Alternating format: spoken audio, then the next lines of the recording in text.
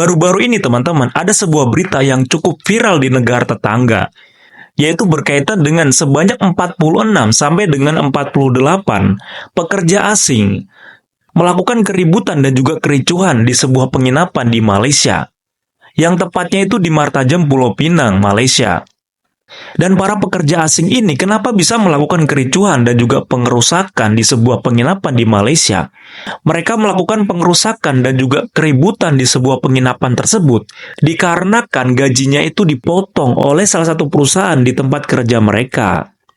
Nah, menurut beberapa sumber, kenapa gaji para pekerja asing ini bisa dipotong oleh perusahaan tersebut? Karena para pekerja asing ini melanggar aturan di perusahaan tersebut. Nah, jadi aturannya untuk para pekerja asing yang menginap ataupun tinggal di asrama perusahaan tersebut, itu tidak diperbolehkan untuk merokok, minum minuman keras, dan lain sebagainya. Tapi para pekerja asing ini bandel, tidak mau mengikuti aturan tersebut. Alhasil sebanyak 46 sampai dengan 48 pekerja asing tersebut dipotonglah gaji mereka. Tapi perusahaan tersebut tidak konfirmasi dengan majikan mereka. Itulah kenapa mereka itu protes dan juga melakukan pengerusakan. Sebelum menonton video ini, jangan lupa klik dulu like, subscribe, dan klik tombol lonceng ya guys, agar kalian semuanya tahu informasi yang belum kalian tahu. Oke, check it out. 46 warga asing lakukan protes, rosakkan van kilang, ditahan polis. Korang tengoklah, bila dah ramai sangat, macam-macam hal berlaku. Nasib baik polis turun. 46 warga asing ditangkap. Sekarang yang aku pelik ni, hotel-hotel boleh jadi asrama warga asing. Kalau macam ni jadinya, macam mana kita nak menginap dekat hotel-hotel? Dah tentu asyik-asyik, booking full. Dah jadi satu masalah pula kalau kita nak bercuti ke, nak bekerja ke, nak menginap dekat hotel ke. Sebab diorang dah jadikan hotel pula asrama. Bila diorang tak ada pendapatan, bila diorang tak ada majikan yang sediakan asrama, macam ni lah jadinya. Mereka duduk aja dekat mana-mana mereka nak.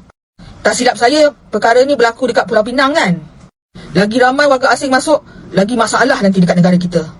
Pendapatan kita diambil, kerjaya kita diambil, ekonomi kita diambil. Sekarang ni hotel pun dia nak ambil. Kenderaan dia bawa tak ada lesen. Diorang akan semakin berani tau bila mereka ramai orang. Jadi fikir-fikirlah korang. Sampai bila kita nak biar, sampai bila kita nak sabar dengan mereka-mereka, warga-warga asing yang menyalahi permit atau tiada dokumen ni. Betul tak? Seramai 46 warga asing yang melakukan protes dengan merosakkan van kilang tempat mereka bekerja di hadapan pekarangan bangunan The Summit di Bukit Mertajam malam 20 Jun direman selama 4 hari bagi siasatan lanjut. Ketua Polis Daerah Seberang Perai Tengah, Asisten Komisioner Helmi Aris berkata, pihaknya menerima maklumat jam 10.42 malam memaklumkan terdapat sekumpulan pekerja asing berkumpul di hadapan bangunan bagi menyatakan rasa tidak puas hati mereka. Beliau berkata kesemua pekerja asing terbabit ditahan polis bagi tindakan selanjutnya. Katanya, kes disiasat mengikut Seksyen 148 Kanun Kesesaan. Terdahulu tular video berdurasi 1 minit 47 saat memaparkan sekumpulan pekerja asing melakukan demonstrasi di hadapan bangunan The Summit yang dijadikan asrama penginapan mereka.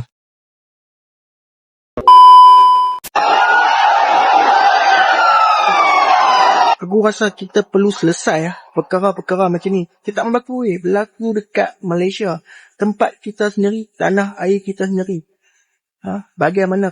Apa komen hampa? Kat bawah ni? Hampa seperti dah tengok video tu Video rusuhan. Mereka sama mereka buat rusuhan. Kita dah bagi tempat tinggal, dah bagi kerja. Nasib bukan bergaduh dengan antara warga negara kita dengan diorang Pernah diorang kata, mereka pun support bagi tag kerajaan.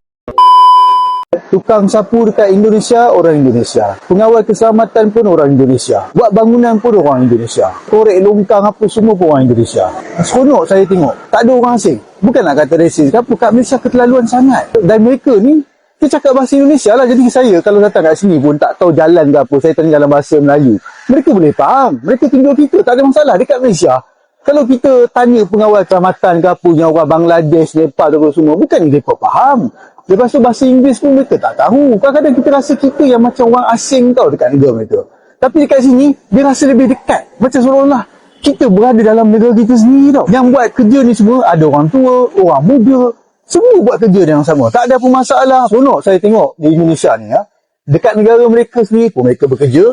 Pergi negara orang pun mereka bekerja. Saya harap satu hari nanti dekat Malaysia ni, kita nak anak-anak tempatan kita lah yang isi ke semua pekerjaan-pekerjaan 3R ni. Wah, ini tentunya sangat berbeda dengan attitude para pekerja Indonesia yang bekerja di negara lain.